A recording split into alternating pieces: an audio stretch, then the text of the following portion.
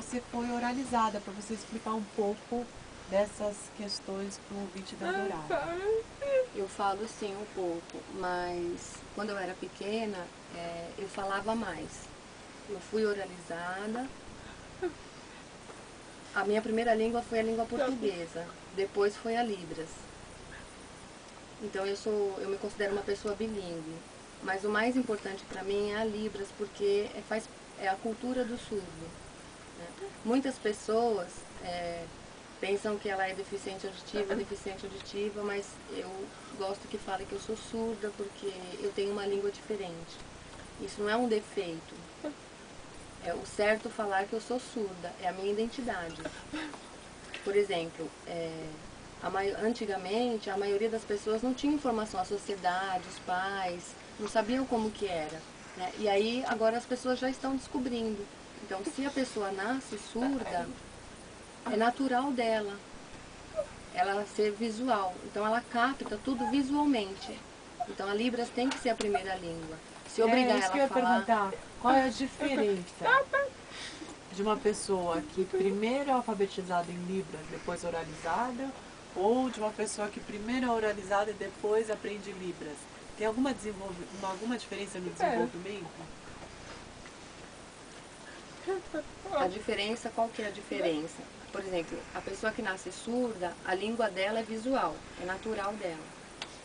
Se as pessoas obrigarem ela a ficar falando a língua portuguesa, é como se ela ficasse dependente, porque ela falta, não é natural dela. Por exemplo, se eu tiver uma pessoa ouvinte, ela nasce ouvinte, se ficar obrigando ela a falar inglês e ela nasceu no Brasil, tirando o português dela, ela vai ficar atrapalhada, né? Não vai ser uma coisa natural, não vai ser a primeira língua natural dela. Então, para o surdo, a primeira língua natural é a Libras, né? Porque ele aprende rápido, ele consegue se comunicar. E segundo, tem que ser a língua portuguesa, não pode tirar o português, né? Aliás, é muito o bebê, importante. antes de falar, ele já começa na língua de sinais. Né? Surdo É ou verdade. ouvinte, né? Às vezes começa o ouvinte, a mãe, quando a mãe é surda, ela já começa e ele já começa a aprender mesmo visualmente, mesmo se ele for ouvinte. É. E também se os pais forem surdos e o filho surdo, aí já é mais natural ainda, né? Ela nem precisa ensinar tudo, ele já vai captando tudo visualmente. Ele sabe muito cedo, ele aprende muito rápido. É a pré-linguística da criança. Depois aí ela tem o balbucio e depois ela se torna pós-linguística. E aí ela vira Eu assisti um a saber Libras.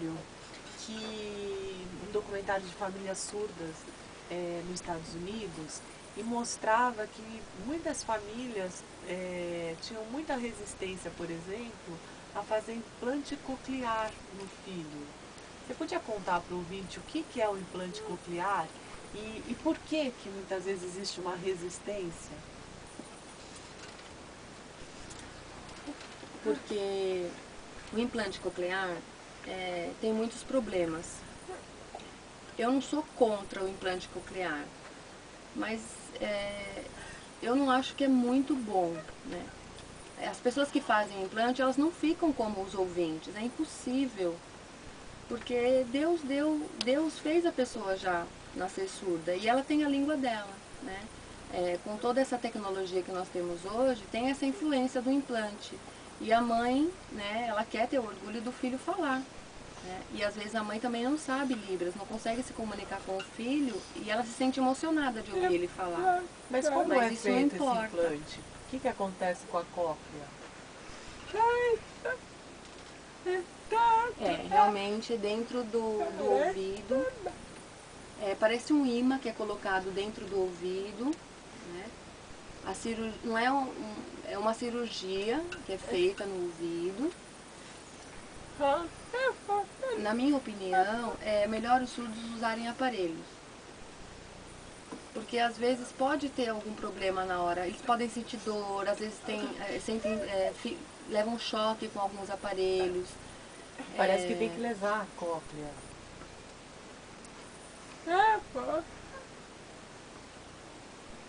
Então, se você tem um pouco de audição, você acaba perdendo ela totalmente. Eu tenho uma amiga, ela tem a surdez moderada. Ela foi num médico e falou que queria fazer implante. Só que o médico falou que não podia fazer implante nela, porque se ela fizesse esse implante, ela iria perder totalmente a audição, ia se tornar uma surda profunda. Por exemplo, eu sou uma surda profunda. Eu posso fazer o implante, porque eu já sou profunda, né? Mas quem é moderada, alguns médicos não aceitam, porque aí eles realmente podem perder o resíduo auditivo. Então, eu acho que o melhor é usar aparelho. Vanessa, quantos surdos tem no Brasil? Nós não... Lá em Fortaleza tem poucos surdos.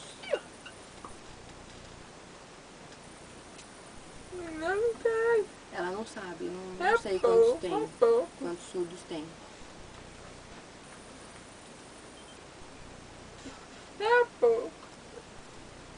Vanessa, você já ouviu falar de desenho universal?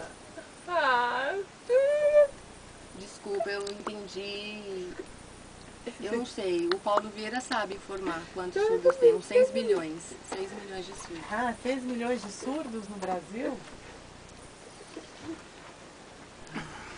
Você já ouviu falar de desenho universal?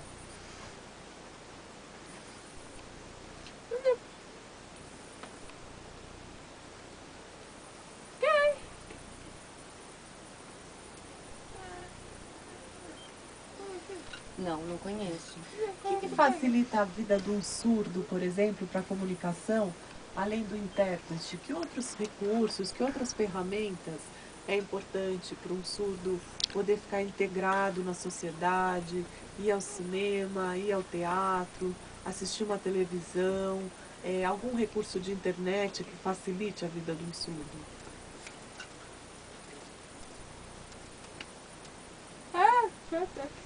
Na verdade, nós precisamos divulgar a Libras, né? E as pessoas precisam se interessar pela Libras, né? Para poder se comunicar melhor com a gente, né? Não ter só um serviço especializado para isso. As pessoas precisam, além da gente ter que divulgar, a gente precisa ter os cursos de Libras, as associações de surdos, né?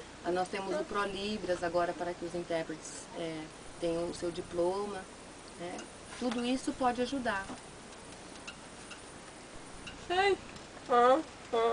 Ou, por exemplo, se a pessoa não sabe Libras, não tem problema.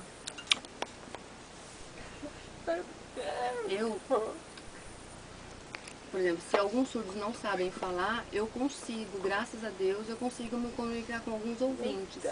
Se ele não sabe Libras, aí eu falo um pouco. E aí a gente tenta se entender. Se ele não entender, eu repito até a gente conseguir se entender. Tem alguns surdos que não conseguem falar. E aí como vai se comunicar? Pela escrita ou com mímica. E aí eles conseguem. Mas a comunicação, a gente não precisa de intérprete para tudo. Por exemplo, eu não vou namorar com o intérprete junto. Também não vou ficar passeando junto com o intérprete. Você tem namorado, Vanessa? Não tenho.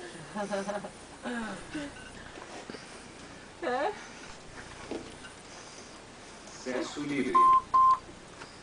Bom, eu recebi um e-mail da Berenice Campos. Oi, Mário, eu queria fazer uma pergunta. Minha filha é cega e queria muito que ela pudesse ir com os colegas da escola a exposições, museus, até fazer aulas que nem crianças fazem. Mas não tenho muita informação. Ela acaba ficando em casa, eu ajudo no que posso, mas acho que podia fazer mais. Você me